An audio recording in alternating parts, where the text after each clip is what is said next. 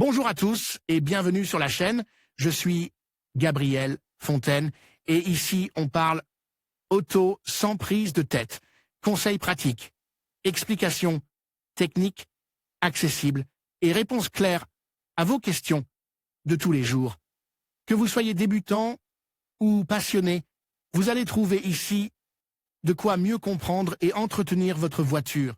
Pensez à vous abonner, à laisser un petit like et restez avec moi jusqu'à la fin de la vidéo. Chaque détail peut faire la Les différence. Nations Unies, organisation internationale plus connue sous le nom d'ONU, on propose de réduire à 100 km/h la vitesse sur les autoroutes et les routes à deux voies du monde entier, ce qui signifierait une réduction de 20 km/h de la limite de vitesse actuellement en vigueur sur les routes espagnoles présentant ces caractéristiques, alors que c'est là qu'il y a statistiquement le moins d'accidents. Le département espagnol de la circulation et le gouvernement espagnol, par l'intermédiaire du ministère des Transports, de la Mobilité et de l'Urbanisme ou d'autres organismes directement liés à cette question, ne se sont pas encore prononcés sur cette suggestion.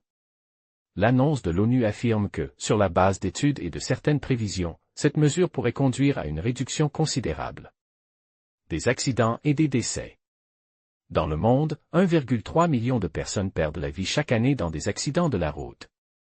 Environ 50 millions d'autres sont blessés à des degrés divers de gravité. C'est pourquoi l'organisation demande instamment des solutions efficaces à ce qui pourrait être considéré comme une pandémie silencieuse et la principale cause de décès des enfants et des jeunes dans le monde.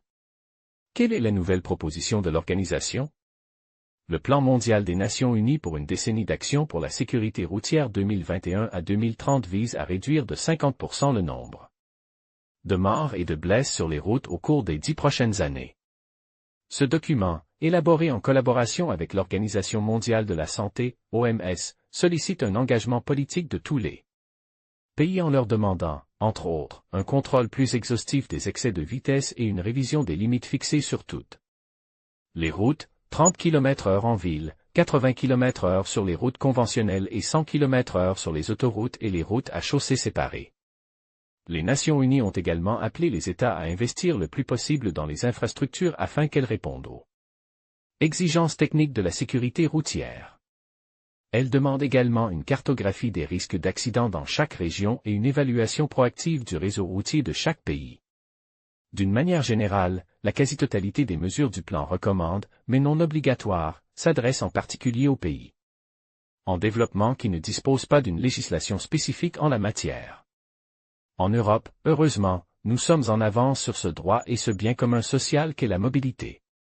Abonnez-vous à la lettre d'information éditoriale de Caro en saisissant votre adresse électronique ci-dessous pour recevoir des mises à jour de nos dernières vidéos, opinions, actualités et articles de blog. Vous pouvez vous désabonner de ces courriels à tout moment.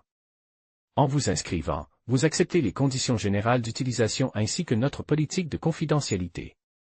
En conclusion, la proposition de l'ONU de limiter la vitesse à 100 km/h sur les autoroutes et les routes à deux voies vise à améliorer la sécurité routière et à réduire les émissions de gaz à effet de serre. En adoptant cette mesure, nous pourrions non seulement sauver des vies, mais aussi contribuer à un avenir plus durable. Il est essentiel de réfléchir à l'impact de nos choix de conduite et d'agir pour un monde meilleur. Merci de votre attention et n'hésitez pas à partager vos réflexions sur ce sujet crucial.